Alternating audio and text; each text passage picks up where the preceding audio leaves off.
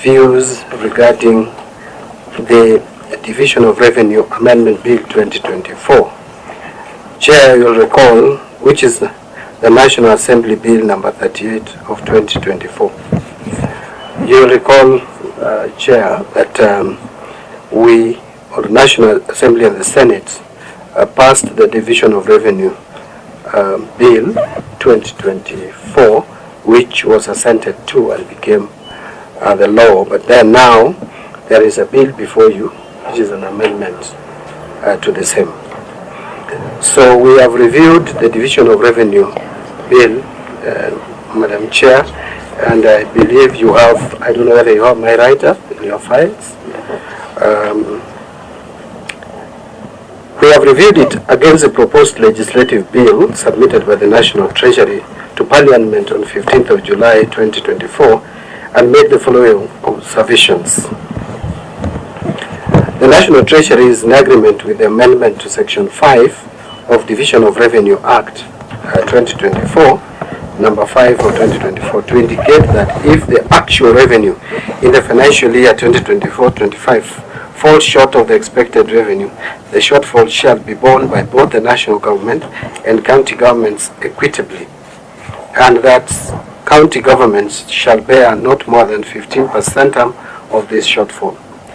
Number 2 is that further the National Treasury is proposing or proposes that the Division of Revenue Amendment Bill 2024, National Assembly Bill number 38 of 2024, be amended further by deleting Schedule S4 of the bill or Schedule 4 of the bill and substituting therefore the following new schedule, and the new schedule is indicated below. I don't want to go into the details of the new schedule, but the totality of it is to have county equitable share of revenue at 380 billion shillings.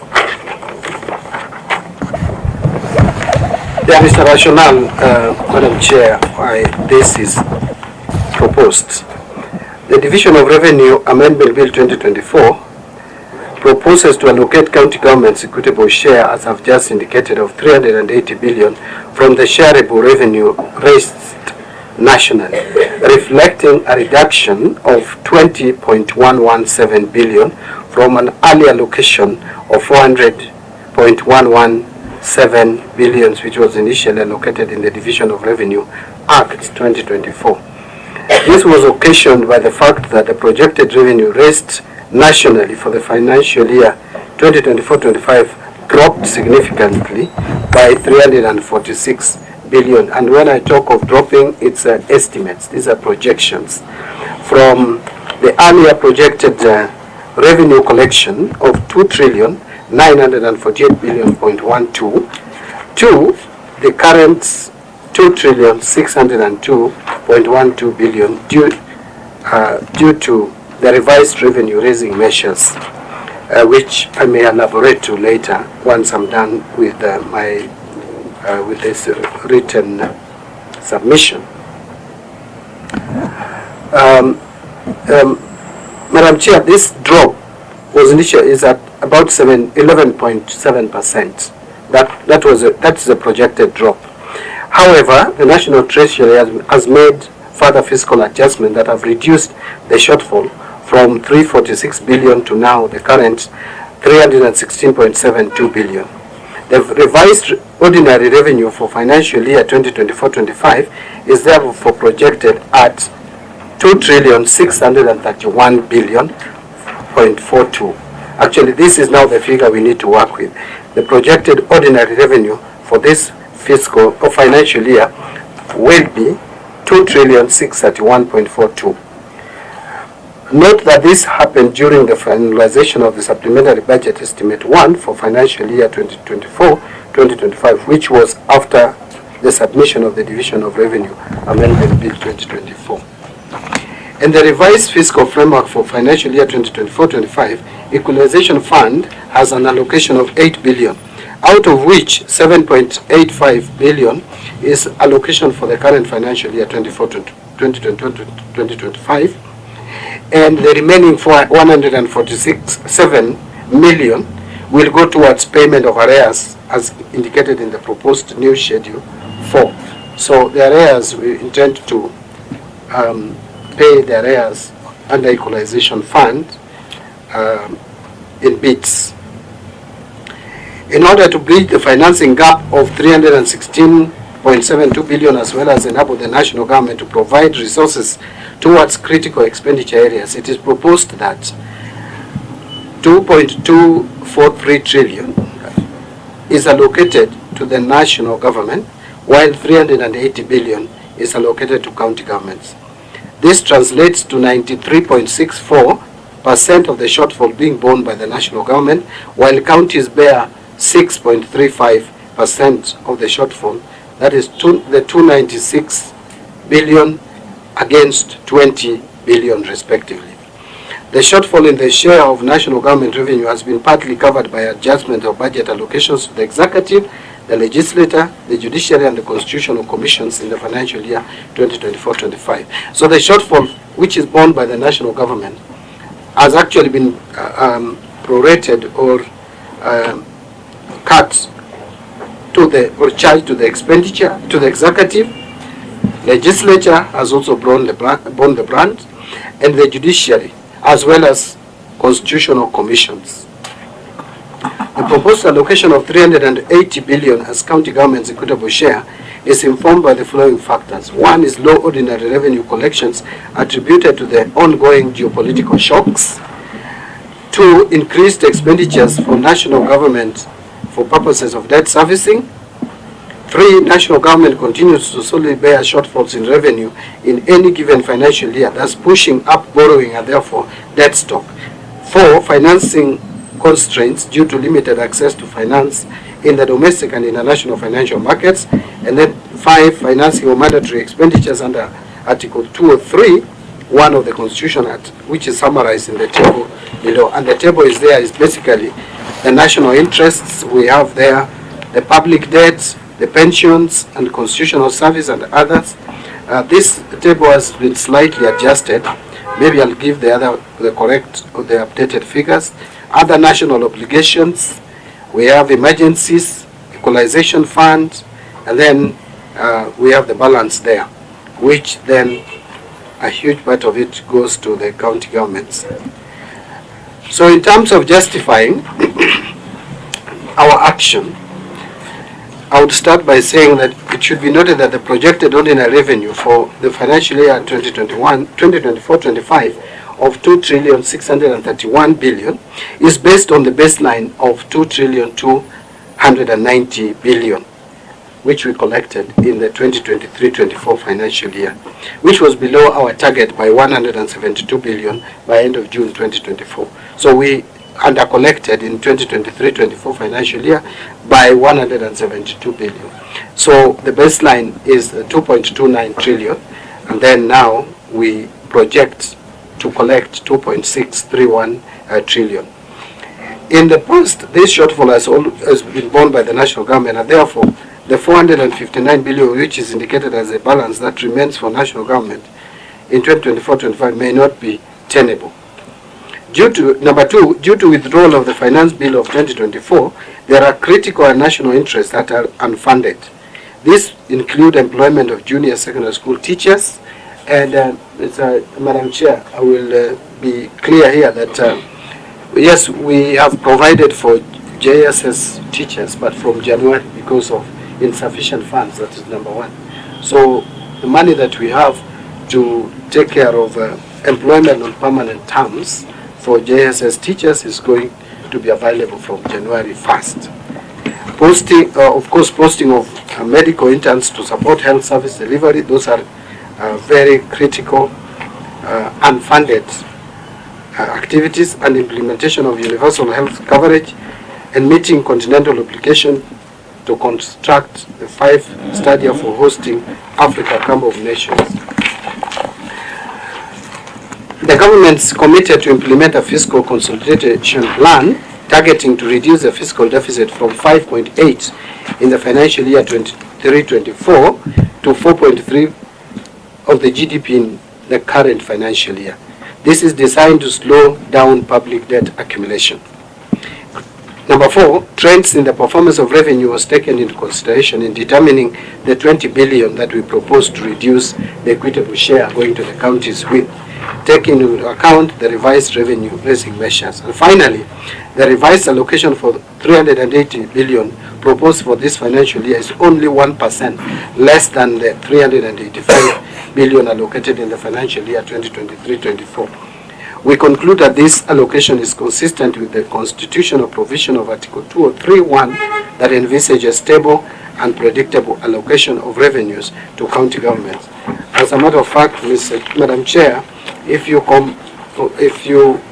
work out the percentage of this proposed county equitable share of revenue of 380 against the last audited revenue, it is 24.2%. But if you compare it to the revenue that we collected last year, even if you don't, you get the latest revenue collection, it is still 16.6%. So it is still within the constitutional threshold. But, Madam Speaker, Madam Chair, that is insofar as this submission is concerned. I want to just mention a couple of things. Maybe it will take me 2 or 3 minutes so that we see where we are. You know, Madam Chair, and together with the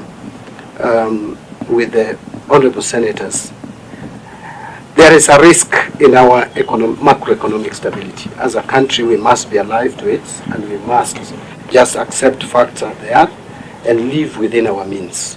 I say so because I would want us to look at this projected revenue, which is actually a projection. And as we speak, the last 2 months, we have failed to collect what we should have collected by 18 billion, 18.5. So the 2 months under collection is already 18.5. Meaning that on average, if the trend continues, on average, we are failing to collect not less than 9 billion what we should collect.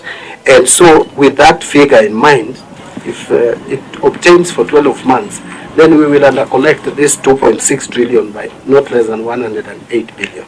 But be that as it may, our projected revenue is 2 trillion 631, the ordinary revenue. But look at this. Interest on domestic debts alone, that is debt servicing costs, is 750 billion. That will be paid. The interest on external borrowing or external debts is 260 billion. That must be paid. So that gives you a total of 1 trillion and 10 billion. Then we have other CFS expenditures. The pensions, the payments to constitutional office holders is 190.4 billion.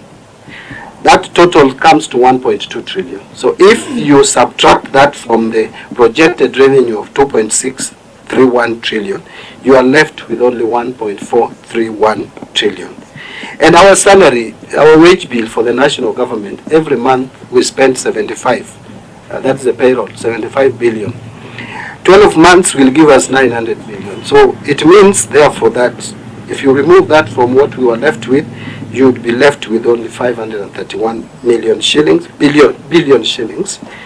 And if we transfer 380 billion, the adjusted figure, to the counties, then we are left with 151 billion.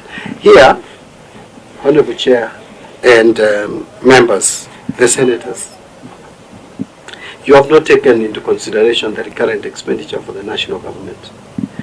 You have not taken into consideration the CDF allocation, which is now 68 billion shillings. And you have not taken care of the other small ones like the National Government Affirmative Action Fund.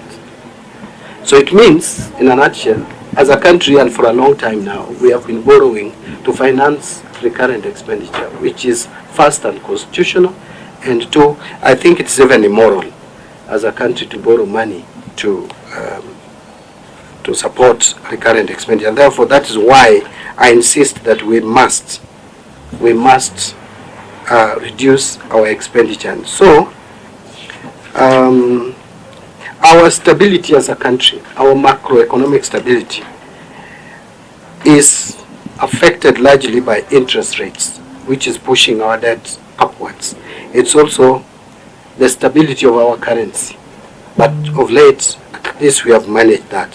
So, two more things. Oh, at least my last comment would be that we have managed and we need to support, because if we lapse, then it would be problematic. We have managed. There are economic fundamentals like interest rates. We are managing to reduce interest rates. We have started reducing the interest rates. Inflation has come down to below 5%, which is our baseline, to the latest 4.2%, 4.2 years. Our economic growth is above average in is above sub-Saharan average and is above world average. And our currency stability has been restored. Now with that, therefore, what I would plead we do as a country is to support this fiscal consolidation. Whatever it takes. I know we need to protect our counties, and I am in that school. But again, to protect the counties in the long run, we need to have fiscal consolidation. Because without that, we may imagine that we are protecting counties, and yet in the long run, everybody else will not be protected, whether counties or national government. And Madam Chair, I submit. Thank you so much, Waziri. And before I open the floor to colleagues, allow me to say this. We've noted that MPs have become governors, MPs have become senators, MPs have become ministers, and the same has also been vice versa. And it's good in leadership, because then you realize when you're now a senator and from a former governor, you're now in the shoe and get to understand the reality and the different space and the requirement of that space. When you now move from becoming maybe a member to a minister, now you become having a feel of how different things are. I'm happy that you having been a member, and here you are, and also us, like the chair who has been a governor, now a senator, we are at a space that now we all agree as leaders to look at things differently. Not because you're in this particular space that do not consider that tomorrow you might be in a different office. That then we start looking back, because we've had governors who've been MPs and say, when we were members of parliament, we never supported devolution. But now I'm a governor, I wish I knew, and such. But anyway, because the elephant in the room is the 380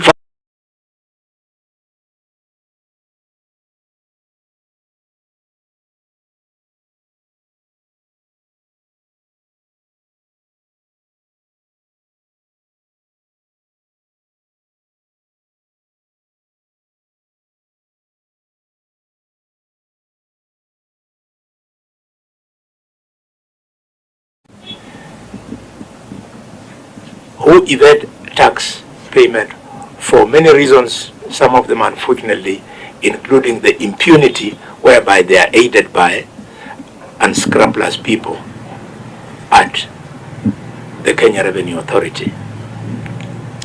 Finally, the long and short, Minister, of all the issues spoken to by Senator for Migori and the Chair is that the non-discretionary obligations to the county governments have been occasioned by a change of policy in government. It is government's policy on housing, community health workers, the CBA they raised, they signed with doctors, on NSS. So are you telling us that you want to advise that the government then reverses its decision, so that we give county governments less money, they don't have that obligation. So that we say, okay, fine, these policies were well intended until the bill was withdrawn, but now that the finance bill was withdrawn, now that that's where we are, we want to rethink the policies. Then finally, and I'm glad you just the other day you are representing the people of Suba. Why is it so easy to make a decision to slash funds for county governments, and you find it difficult to tell members of the National Assembly to equally slash CDF? Why? Isn't this legislative impunity, whereby we are saying, because we are legislators, we will protect that which is seen to be ours, and let that which is borne by governors to suffer the consequences of the hard decision? Finally, but not least, Minister, this is not part of this. I would love to hear what you have to say about what the courts have already said about CDF. CDF is 68 billion this year. The shortfall now, brought in because of these policy changes, is 61.2 billion, just matching. It means, therefore, if you agreed with the court's decision that CDF was unconstitutional, it means that you would be having the money to give the county government. So, our new CS for Finance, do you want to agree with the courts that CDF is unconstitutional? Or do you still want to perpetuate that illegality? Of course, you are there, and with good reasons. When that decision was made, you tweaked the law and managed to survive. But do we want to continue that way? Thank you very much, Mr. CS. Chair or Madam Vice Chair, this is Honorable Nyonka. I would like to give my question. Proceed, Senator Nyonka. Thank you very much, Madam Vice Chair. CS, I hope you're listening to me. Yes, he is. Thank you. Unfortunately, I was not able to come, but I think I can still raise. I have two questions to ask. Number one, my interpretation of the law is at the time when we sat down and made a decision to increase the revenue that we are supposed to give to the county governments, we can road reverse ourselves, whichever argument the CS wants to make. The reason for that is very simple. Honorable Halwali has just said it. Yes, I would like to beg you, my brother, because you understand the rules. I know how government see as members of parliament, because if their CDF is touched, they even start talking about impeachment. That money must be removed and taken where it is being ring-fenced to help the county governments. And our position is very simple. Please don't touch the money. We want to give our county governments 400 billion. We have enough money, and whatever that you are cutting, cut everywhere else and leave the counties. Why? The amount of money that the county governments are getting is 15%. The national government is less than 85. So go take your 85 and take it out from there. Leave the counties alone. I would like to say, Madam Chair and the Chair, that I will vote against this bill, whatever you do. Thank you. Thank you, Senator Nyonka. Chair, Honorable Chair, the floor is yours. Thank you very much. Allow me to first congratulate the CS for his new appointment, and also for sharing what he largely shared on behalf of the national government without much consideration to county governments. And over and above what has been said by the honorable senators that are members of the committee, I would like the CS to really internalize what the committee members have shared with him, so that that reality informs, the advice or the position as the Treasury representing both levels of government should be taking. The issue of non-discretionary expenditure shared by the team, amounts to 39.985, which is 100% outside the control of the county government. These are expenditures and costs that has come in after DORA was passed, the previous DORA of 2023-2024, and legislations that are passed by Parliament have necessitated that, as well as national government priority programs that was brought to county governments to adopt. The issues of housing levy deduction, 4.05 billion. Enhanced contribution to NSSF by law, 3.0 billion. Matching allocation to CAIPs for the 50% they are supposed to pay, 11.75 billion. Matching allocation to community health promoters, which is 50-50 between the two levels of government, 3.23 billion. Cost of maintenance and servicing of medical equipment, MES, which are in terrible shape right now because of excessive use, 5.86 billion. Annual wage increment in the IPPD system that does not negotiate with anyone, it comes to 6.395 billion. Doctor CPA, that was the national government has met the obligation, the county last year, the county government are picking the bill, 5.8 billion. This totals to 39.985 billion. And this does not include 5.5 inflationary cost provision that ought to have been included, which comes to almost 21 billion that we haven't even discussed. Now, Honorable CS, I want to refer to a few facts. One, the Finance Act of 2023-2024 is the one at play that gave county governments 385.425 billion last financial year. Now, to suggest anything less than what would be allocated to county governments is as absurd as an employee salary being reduced, because counties will base their planning on the foreseeable, predictable, stable inflow of funds. Now, how they go back to reduce the expenditure from 385.425 will be a very difficult issue to even try and internalize. The other issue I want to say is that you have presented and you said we are allocating 24%.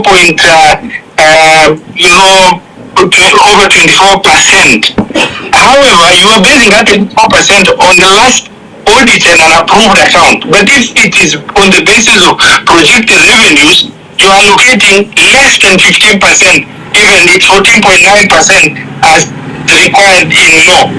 There is no reason, Honorable CS, there is no reason more justified for the national government to borrow than support devolution in 47 counties where health services are provided, water service provision is done, issues of primary health care is primary education, lower primary education, ECD program is run. When you look at such expenditures, Honorable CS, the national government has borrowed over the years for flimsy reasons, to be very honest. When you look at supporting devolution in 47 county governments by borrowing 20 billion to be able to provide these services as required, is going to be the most justifiable reason for the government to take. Now, since county governments don't sit and there is no mouth talking for them, and the National Assembly unfortunately takes the path of where do we sign when an issue proposal comes from National Treasury or the government for that matter, then the reality of reasoning is left to the Senate to be able to rationalize. Because Senator Khalwali asked you, this non-discretionary expenditure, they came into play within the previous financial year after DORA was passed. It is an issue that can't be ignored. The question I want to pose is, how do you expect the county government to deal with these expenditures that have come into effect after the last DORA was passed? Over to you, Madam Chair. Thank you so much, Chair. I think because of time, I will just allow you to add up. Yeah, just a very serious follow-up because I don't like any misrepresentation, Honorable CS, that might look disingenuous, and especially because I'm seeing my brother Albert here, who have been in this community for the last 2.5 years, as well as my brother Guyo here.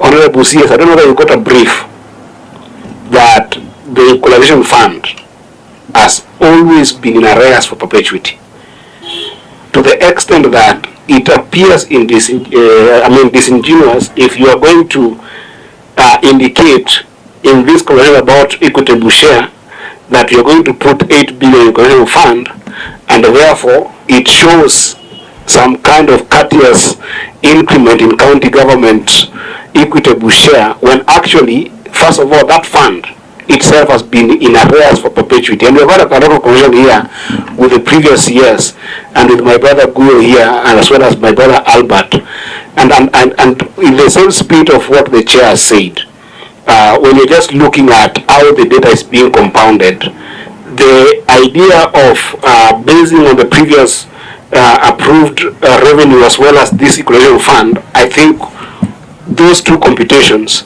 must be ignored in this conversation, so I can have a genuine conversation to be able to help counties run. Thank you so much. I think to be specific with what Senator Edi is talking about. Sorry, Madam Vice Chair, there is some issue, just what Senator Edi has raised, I needed to bring to the attention of the CS. Honorable CS, there is an illegality happening within Treasury. The requirement of equalization fund, once appropriated, is supposed to be credited to equalization fund account. The previous equalization fund as appropriated is yet to be credited to equalization fund account, which is grave illegality, and that has been happening over the years. How do you intend to remedy the equalization fund appropriation act that is approved and ascended to, which is law, where National Treasury we are into a new financial year and nothing has been credited to equalization fund account yet? Thank you. Thank you so much, Chair. And I like it because, Chair, if you look at the screen in your presentation, as far as equalization fund is concerned, you talk about arrears of 147 million. Would you tell this committee where you get the figure of 147 million? Because as far as you're concerned, the arrears are 52 billion. This committee has been singing the song of equalization fund. As a vice chair, I've been on the floor of the house tabling the figures for equalization fund. It's a song that we keep on singing and trying to show that more monies are being added to the counties, and that's not the case. As Senator Edi has put it, it's been 14 years. The duration was 20 years. It's 6 years down the line. Albert, we've been having this conversation. CEO Guyo, we've been having this conversation. Why are we lying to Kenyans about this money? It's called equalization fund. Where does this money go? Bwana CS, I want to give you the floor. I want you to know the words that members have used. Internalize the discussion, the concerns that members have been raised. Back to you, Waziri. Thank you, Chair. Chair, once more, I want to agree with you that leaders have been changing positions. You become a senator, sometimes you are governor, member of the National Assembly, in the executive, like I found myself. Tomorrow I may be a governor, I may come back to Parliament. And I think what should guide us is not where we are. What should guide us is the Constitution and the interests of the people. So if we are guided with that, then it doesn't matter where we find ourselves. Now, to address the questions, starting with the one that you raised, whether, and you have rightly pointed out that your initial figure was 450 billion. The negotiation brought it down to 400 billion. And then you clearly talked about some expenditures that are non-discretionary also at the counties. And I want to make it clear that I'm not saying that non-discretionary expenditures are only at the national government. Even at the counties, there are non-discretionary expenditures, and I agree with you. Payment of salaries are non-discretionary unless you retrench. There are payments to doctors, there are CBS, which had been agreed on. But what I'm saying... CS, pull the mic closer to you, please. What I'm saying, the point I'm trying to bring out is that at both levels, we have non-discretionary expenditures, national and county. What we may need to do is both levels again should cut on discretionary expenditures. And so as national government, that is why national government is bearing the biggest share, actually 93%, 0.6, and counties is bearing 6.3%. We are alive to the fact that counties don't have the capacity or resilience that the national government would have to absorb some of these cuts. And that is why you find that our proposal is to have a lesser cut at the counties and a higher cut at the national government. So just the same way we went for some of the expenditures at the national government to be cut at 50%, like hospitality, like traveling, etc. You'll also agree with me, Madam Chair, that counties are also traveling, that there are also recurrent expenditures of hospitality at the counties. How I wish that we agree that counties must also, as we cut these expenditures at the national government level, then we also maintain and retain, and the county assemblies should do that, that all the non-discretionary expenditures must still be maintained, because you can't change them, but go for the wastages also at the county in terms of certain budget lines that can be cut. Because we live in this country, we see members of county assembly all over the place, also the same as members of national assembly and in the Senate. We also see county executives traveling across the globe the same way as executive. So as we rein on the executive of the national government to cut on these discretionary expenditures, our proposal as Treasury is that the counties must also be asked to cut on these expenditures. On the delay of disbursement of funds, again, I want to agree with you and say that this is causing a strain on the county governments. They go borrowing very expensive bank loans, and I am not supporting that trajectory. The current predicament, or what we have found ourselves into, maybe it is not the subject of discussion today, but we are alive to it, is that we are not yet done with the legal framework, the legal framework, to be able to transfer funds to the county. I will tell you, and I tell this committee, that I have already written, because I initially had a clear mind based on the provisions of the PFM regulations, that we could pay up to 50%. But then there is another school of thought that that cannot happen, and that I had to ask for Attorney General's opinion, which later went to the Attorney General on Wednesday last week. It doesn't help Treasury to accumulate and disburse funds to the counties. It puts unnecessary pressure and strain on us. So I want to just be very clear that it is not in the interest of the National Treasury not to disburse funds to the county, or at least as far as I'm concerned.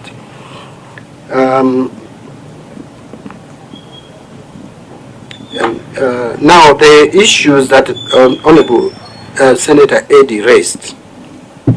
Yes, counties don't have as much flexibility as national government in terms of raising revenue. And I think that is one of the reasons why we made provisions in law that money that has already been shared to the counties should not be reduced in terms of transfer in the event that there is a shortfall in revenue collection. But again, Article 219, my understanding of Article 219, it deals with the transfer of funds. It doesn't deal with the legislation. It doesn't deal with the bills. What this article simply says is that once a budget is passed, once the Division of Revenue Act is passed, the national government must transfer all the shareable revenue to the county. That the same legislative organ cannot change the future. To me, I have not seen in this constitution, and I have interacted with this constitution a lot. I do know that you cannot take away the legislative of Parliament. Parliament can decide to amend. And by the way, I want to be very clear here. The 400 billion was based on a projected revenue of 2.9 trillion. The revenue now is 2.6 trillion. So you cannot base the shareable revenue of the county to 2.9 trillion when you are dealing with 2.6 trillion. And therefore the House can decide on its wisdom, the both houses can decide either to agree to amend downwards the Division of Revenue Act,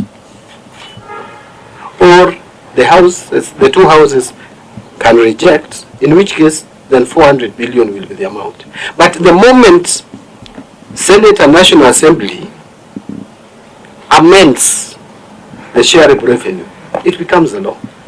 So that Article 219 would not be violated.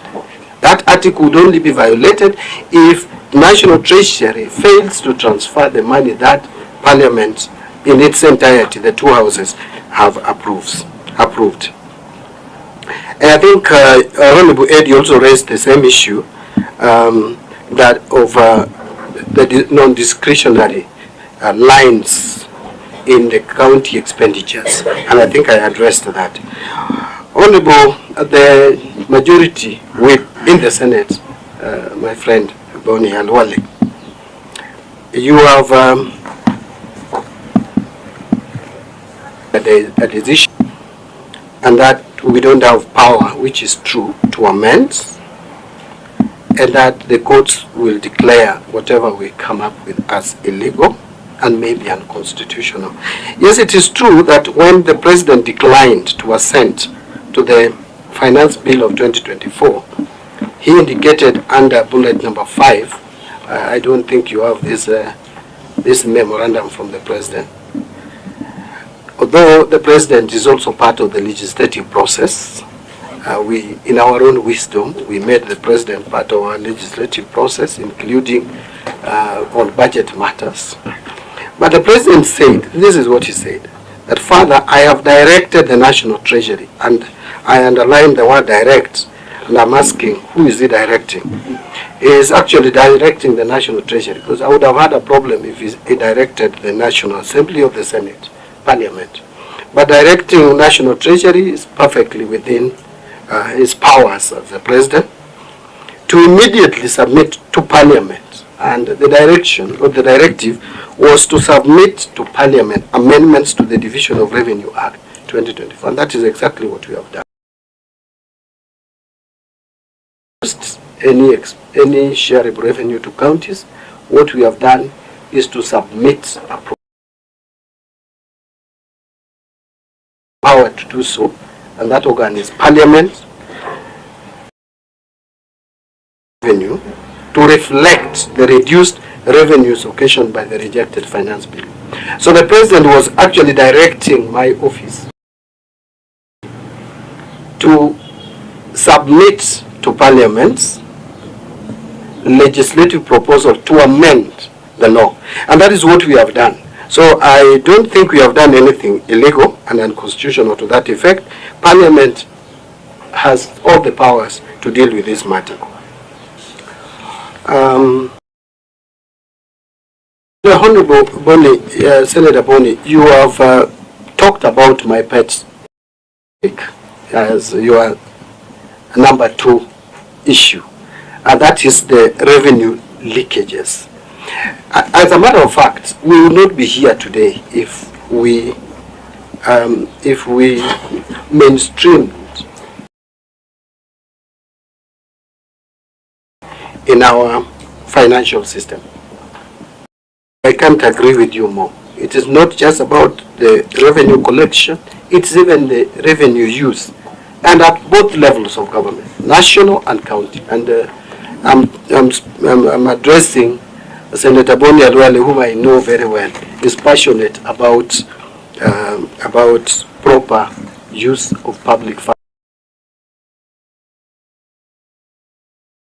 I absolutely agree, and that is why today I signed off 560 million funds to help us procure the system that would help us to do E2E procurement beginning January. because we have been procrastinating and pushing forward this in almost eternity. It must come to a stop. We must do it. Then on the issue of KRA, I again have pronounced myself, the President has pronounced himself on reforms at KRA. The first institutions that I held a meeting with immediately after my swearing in was KRA. And we are in the process of coming up with a system. The system that we have at KRA is over 10 years old. So we must modernize it, we must come up with a new system to collect our taxes, and we must also talk to KRA staff to change the mindset. Let me move a little quickly. Again, here there is the non-discretionary expenditure, which have been occasioned by changes in government policies. That is true, but I think this is a big and wider issue to be dealt with. Some of the decisions that we take, and that is why under my leadership at the Treasury, I want predictable tax regime. I don't want us to come up with changes in tax policies almost every day, because I think that is what has occasioned largely some of the non-discretionary expenditures that we are encountering in the counties, and even at the national government level, by the way. So we need to keep our policies predictable so that we can avoid unnecessary disturbance and let me call it internal shocks to our economy. Why is it so easy to slash funds for the county government and not NGCDF? Senator Boni and the committee, maybe for your information, we as Treasury proposed to reduce NGCDF, but do we have power to pass the appropriations bill? No. It is passed at the National Assembly. So that is my answer to that. What is my view about NGCDF in the light of courts declaring it unconstitutional? With all due respect to the committee, I would request that I don't give my opinion on this, because I'm told this judgment is coming. There's a judgment coming this week. So allow the judiciary to deal with it, Senator Boni, if you don't mind. I don't want to enter into some territories that I may be accused of other things. What do we call it? Where you get into the space of the judiciary, sub-judice. Yes. Honorable Nyonka, I think that's a very strong opinion, and I understand it. You know, the people of Kisii elected him to protect money, especially money going to counties, that we shouldn't cut it. The only place where I don't agree with him is that we have money. I think this is a language that we must debunk. We don't have money in this country to run to meet our expenditure effectively. What we must do is to make sure that the money that we get more. So we will get more, A, by collecting more, B, by using what we have prudently, and 3, cutting on expenditure. So as it is, if you look at our budget figures, we don't have money. We don't have that money. And I've just demonstrated. We actually have been living a lie as a country. We are borrowing money to meet our recurrent expenditure. By the way, I didn't tell this committee that our current expenditure at the national government level is 400 billion per year. So that money, that expenditure is met from the borrowed funds, a lot of which is at very high interest rates, 18% for domestic borrowing.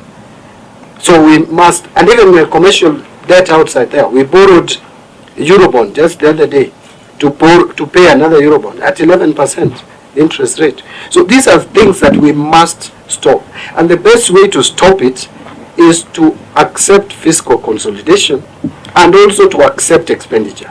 And accept it when that cut is somewhere else. Even when the cut is affecting us, we should accept. Parliament, executive, judiciary, and the counties. All of us must agree and accept a cut. I've been asked by the substantive chair to internalize, and I think the chair, the session chair, you also. If you noticed, I don't know whether I betrayed myself, but I was very, very attentive when each member was speaking, and I was trying to internalize. And by the way, I am completely in agreement. If we had more money, we should give counties even more than 400 billion. The only thing I'm saying is that the present economic situation does not allow us to live normally. We must live normally by cutting our clothes according to our sizes. Each one of us must tighten our belts. And then the substantive chair also said that I am indicating that that money going to the counties is 24.2%, that 50% based on projected revenue. But I think the substantive chair is not talking about what is in the Constitution. Is not quoting the Constitution. The Constitution, the people of Kenya in their own wisdom decided to peg the 15% to the last audited accounts. So if I go by the Constitution, it is 24.2%. And I even had some used the last revenue collection of 2023-24, it is still 16.6%. But if you now base it on projected revenue, which is a projection anyway, then it comes to 14.4%, which is below 15%. But that is the Constitution. How do you expect the county governments to deal with these expenditures? I think that again I have addressed. Finally, the issue of equalization fund has come up, and I'm in agreement that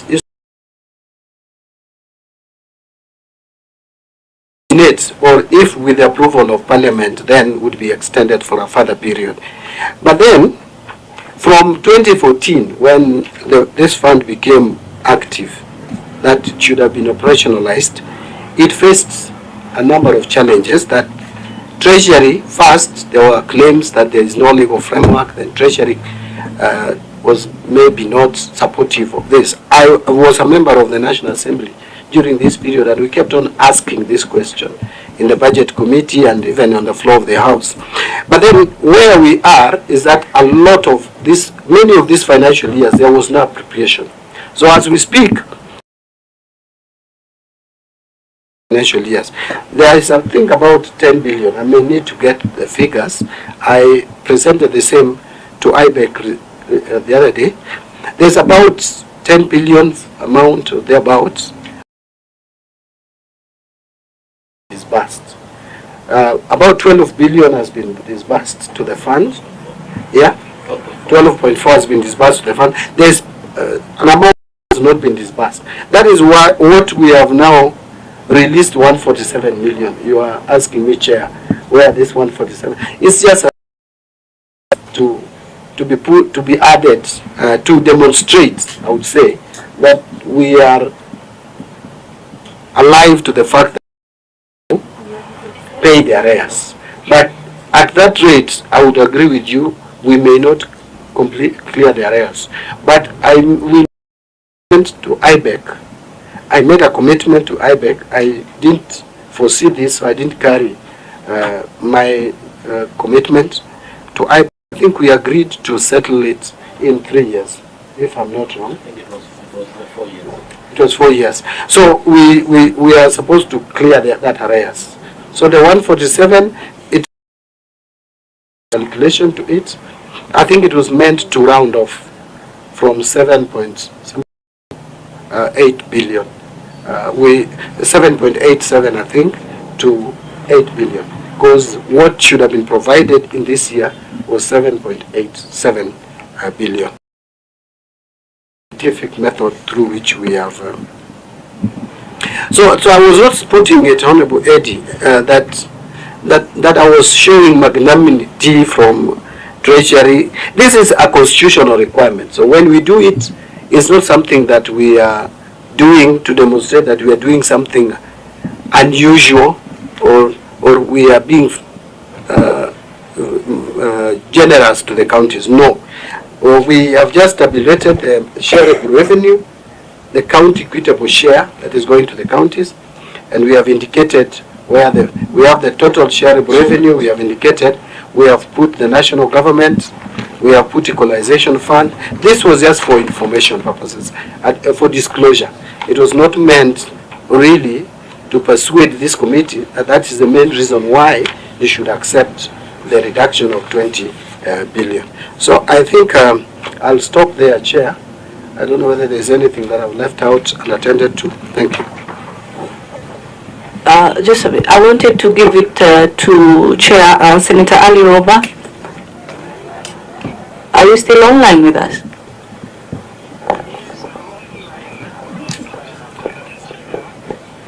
Senator Ali Roba, Chair. Ask him to adjust his volume. Sorry? Ask him to adjust his volume. Senator Chair, if you could adjust your volume.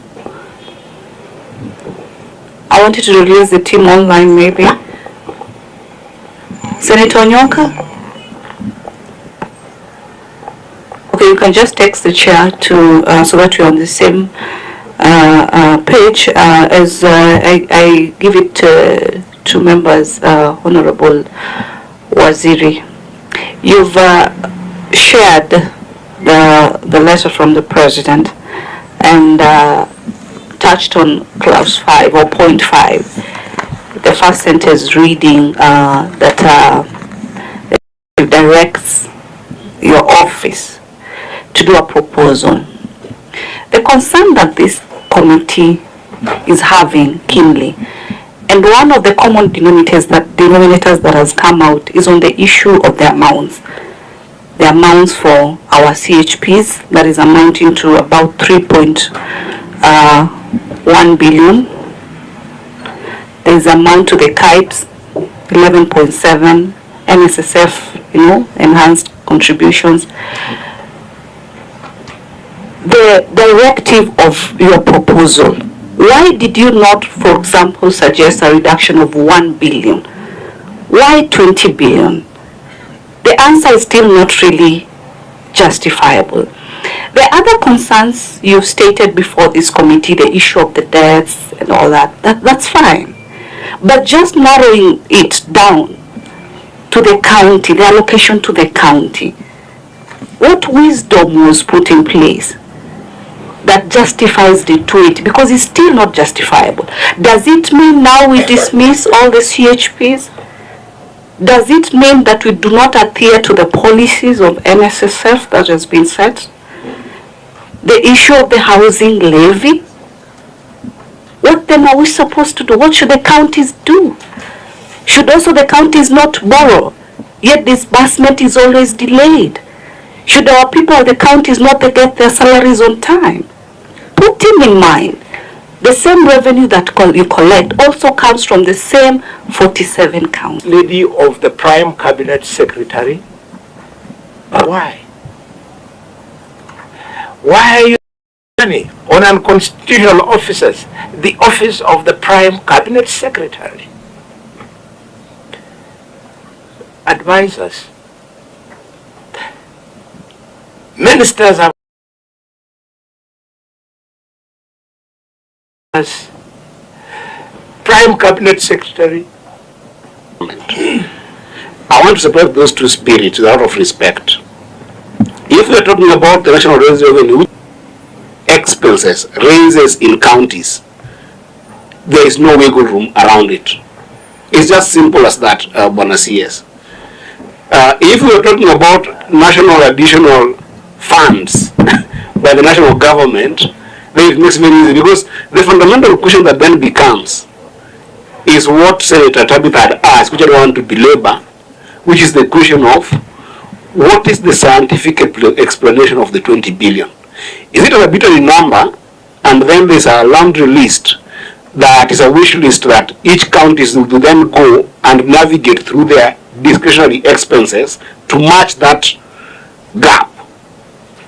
Or is it that, is it just a number that came from some inspiration? You know, that's the question that I asked that I don't think has been explored. It is the bone of contention here, that this 20 billion that you want to take from counties, do you want to take it from counties and then let counties go and figure out, the 47 of them, how then they balance the equation of discretionary, which then that brings a very, very serious whataboutism conversation, which for me, because you are still my wonderful chair, because of the way you sound, you mentored me, I don't want to get, because when I get to it, then it could get us out of the conversation. And I think that that is the question which we have, because if you don't answer it, then we are talking about, despite the number that you have put, and if the base that you are working with is still 2020 to 2021 of the audited financial year, then you will still find that the money that goes to counties, even in the figure that you have presented, is still reducing. When we're talking about strictly shareable revenue, it is constantly reducing, while the national government is constantly increasing. So then the danger with this, as a young person looking at where our country is, then the danger with it is that then, yes, we cannot have a vibrant, holistic conversation around this fiscal consolidation conversation that we need to have as a country. Because then you are going to limit yourself on, we are cutting on our side, we are doing wrong things on our side, you are doing wrong things on our side, let's have this conversation that way. But if we look at it from functionality of these county governments and what they can and they can't do, then when you meet this committee, because it's a very able committee, and I'm very unhappy today that the chair is not here and Onyonka is not here in person and Faki is not here in person, those are honorable senators, then we would have pushed ourselves in the same partnership conversation that we have had with the Treasury. And Albert, you know this. Paul, you could tell the CS. We could have pushed ourselves to have a very hard conversation on where are the gaps in this country that are causing us to have this physical constraint. The first, honestly, is the issue of that deficit at national level. When the CS, the former CS, was sitting on the same seat you are sitting there, and the budget policy statement of the previous year was presented, this particular committee insisted to the CS on some areas where we thought very critically, and some of them the has talked to, that the deficit was coming from, that ought to have been considered and be reduced. That conversation is missing on this physical consolidation conversation. Senator Boni has tried to invite you on a conversation on the structural elements of our taxes and our taxation. And I'm actually glad that I saw the other day you were initiating a conversation around it on why we should cut some corporate taxes. But even those tiers of taxes, we invited the Treasury on a conversation on how we should be able to rethink our taxation to allow for more to come on the loo. That conversation is missing on this fiscal consolidation because we are obsessed with this issue of this 20 billion. We are talking about the issue of leakages and wastage in government, and we are only focused on KRA, but we also know very well that there are procurement officers in this government that constantly are inflating very serious expenses in government to the tune of 300 billion. What we're trying to look for in this particular physical consolidation, it is missing. We're talking about the same procurement officers whereby you find that even among real estate agents today, if you look at developers who are doing serious buildings and any other development things in this country, they are running single accounts for multiple projects in this county that does not allow for serious money circulation in the economy that can be able to help with this physical consolidation. A number of legislative pieces that could come in this for physical consolidation is missing because we are obsessed with this conversation about whataboutism. Bwana CS, the 20 billion for county government that we're fighting over should not be touched. If we are willing to have a serious conversation about how we approach this physical consolidation with this committee, our chair can guide on that, and perhaps we can come into that conversation. But I am not convinced, scientifically, I am not convinced by the National Treasury why this 20 billion must be reduced in the wake of what I've presented clearly, the non-discretionary commitments that half of them, it is not the county government that committed to. Half of them, it is the national government that made the counties commit to. KIPES, the national government made the counties commit to the 11.7 billion we're talking about. The CBA agreement, the national government made the counties commit to. The community health promoters, the national government made the counties commit to. And we cannot go back and tell today community health promoters who have volunteered through sweat and blood for over 5 years in this country. We can't go and tell them that their money is not there because the government does not have money. In a place where leakages are mounting to 300 billion. If we go with a classical case that has been said by the executive, that 1 billion is lost in this country every single day. So can we have a sober conversation about a proper approach to physical consolidation that makes sense policy-wide, than just being able to come with this arbitrary number, 20 billion from counties? Thank you so much, Senator Eddie. We are winding up on this. See, as you respond to this, there's something that you mentioned in your remarks. You talked about that you are in doubt that you can make available to counties 50% of the previous allocation as per our regulation 134. But as per the PS letter dated on 5th of August, reference number IGFR/SG/01B34, the PS had considered that this transfer can be made. Because if this then transfer of funds is not made 50%, we stall the counties as far as their salaries and wages are concerned. You've talked about you're waiting for the AG to be able to advise. What is the timeline, and why is it again you as a Senator for Migori and the chair is that the non-discretionary obligations to the county governments have been occasioned by a change of policy in government. It is government's policy on housing, community health workers, the CBA they signed with doctors, on NSS. So are you telling us that you want to advise that the government then reverses its decision so that we give county governments less money, they don't have that obligation, so that we say, okay, fine, these policies were well intended until the bill was withdrawn, but now that the finance bill was withdrawn, now that that's where we are, we want to rethink the policies. Then finally, and I'm glad you just the other day you are representing the people of Suba. Why is it so easy to make a decision to slash funds for county governments, and you find it difficult to tell members of the National Assembly to equally slash CDF? Why?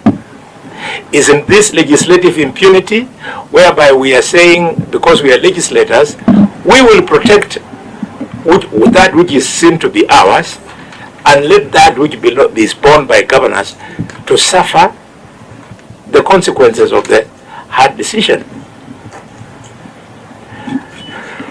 Finally, but not least, Minister, this is not part of this. I would love to hear what you have to say about what the courts have already said about CDF. CDF is 68 billion this year. The shortfall now, brought in because of these policy changes, is 61.2 billion, just matching.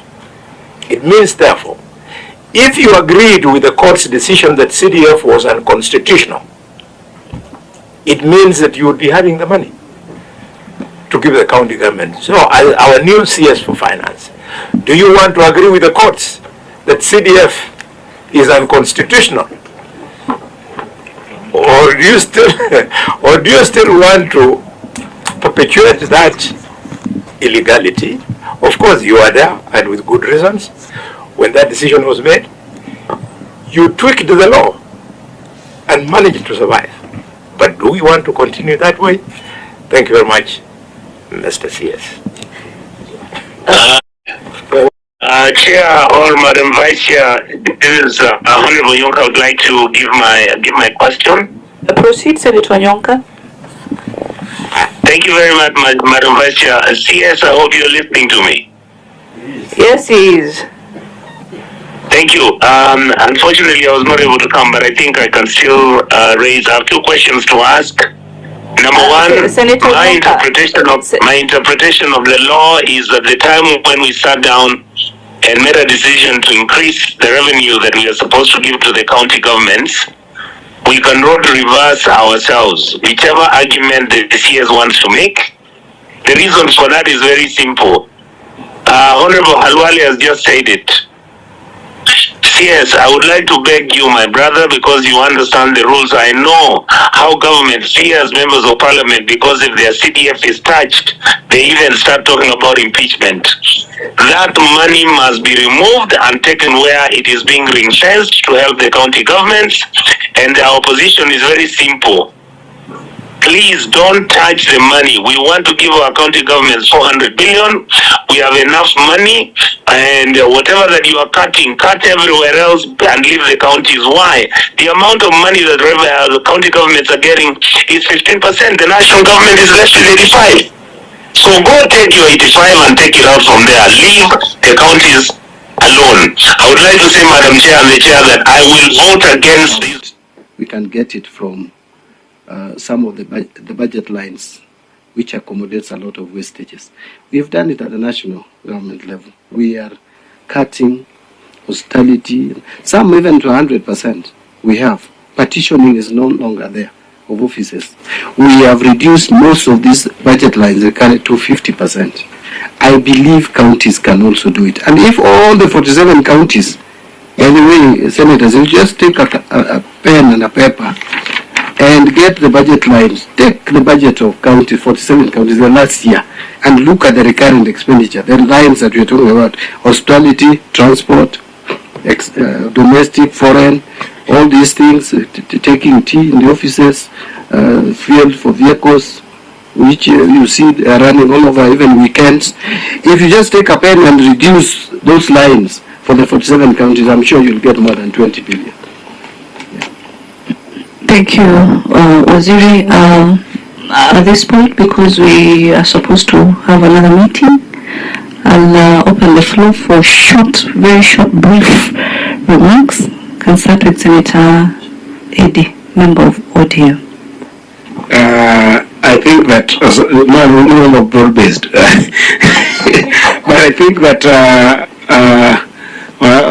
on a serious note, if you can cut some more money from national levels, that would be very good. And Boni, I think Senator Boni has pointed to some areas, including advisors such as David Ndi. But that one is up to the executive to think about. But on a serious note, because my fundamental question has been the question about how does this number come from, and you have advised also that it's not necessarily scientific. It's about looking at the number that you would wish to cut, which you'd come with a number that would, see you do a proper full consolidation. I still believe that fundamentally, Article 219 of the Constitution, because you cannot read it without reading 222, 225 of the Constitution, because there is a subsequential article which is 225. Then it goes without saying that in an ideal world, this shortfall should be only be a function of the national government. But because you have said this is a arbitrary number, CS, bonus CS, I think a bare minimum conversation that could invite us on the table is then that county should not at least get less than what they got in the year 2023-2024.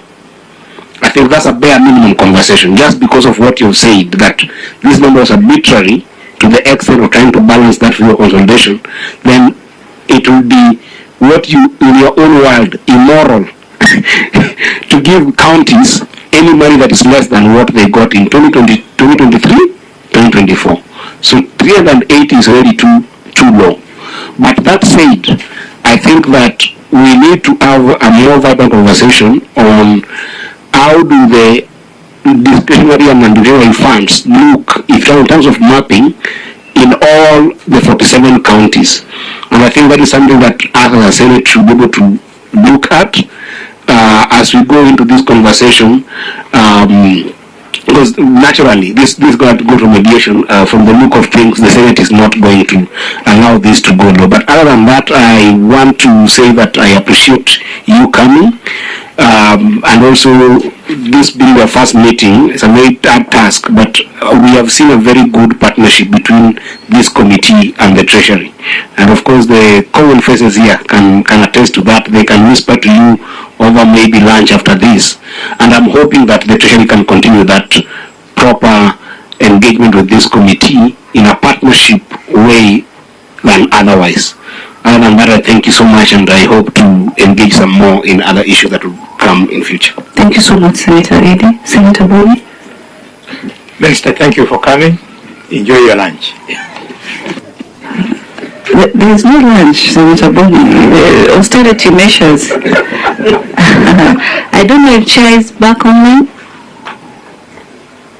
Chair?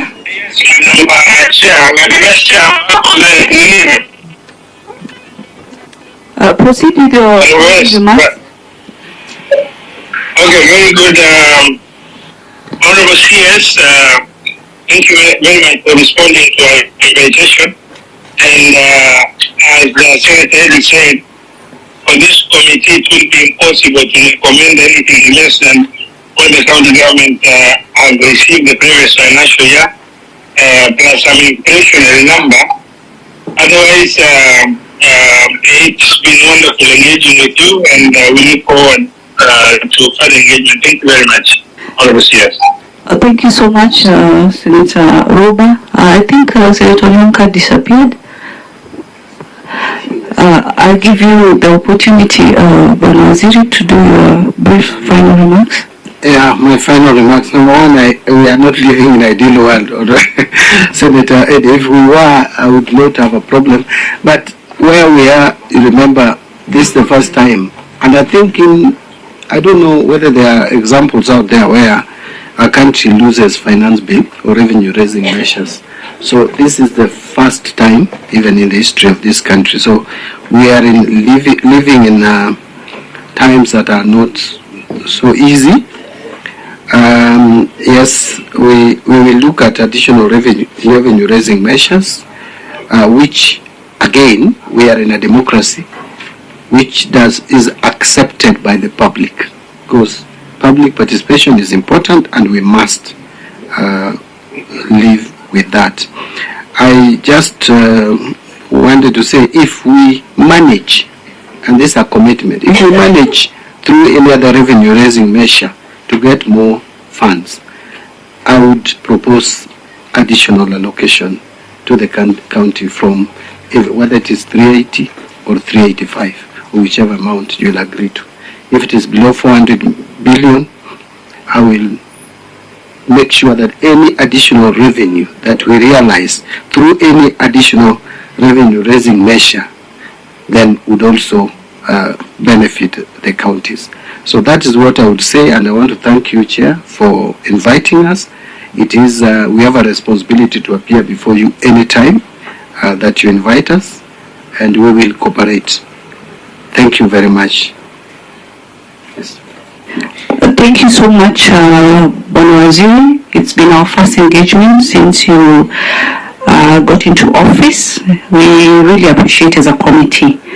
As I've said earlier in my opening remarks, we've really worked a very good journey with the former CS for finance, and I'm happy that you've also stated before this committee that you promise we shall also have a positive journey. At this point, I will also request that the AG's response that we shall receive kindly share with the committee, at least within the next 7 days, so that we are on the same page as far as the disbursement is concerned. I'm happy after that response, you've also committed that each month you're going to ensure you disburse 32 billion to the counties. And I'm happy to note in your final remarks that you also believed in finance bill. That was not assented. I'm happy to note that. At this point, the meeting is adjourned. Sure, can I? That's a very heavy. That's a very weighty. That's a very weighty comment and concluding remark. Whether you are saying that I believed in the finance bill that was lost in 2024. I believed in a number of provisions of that bill.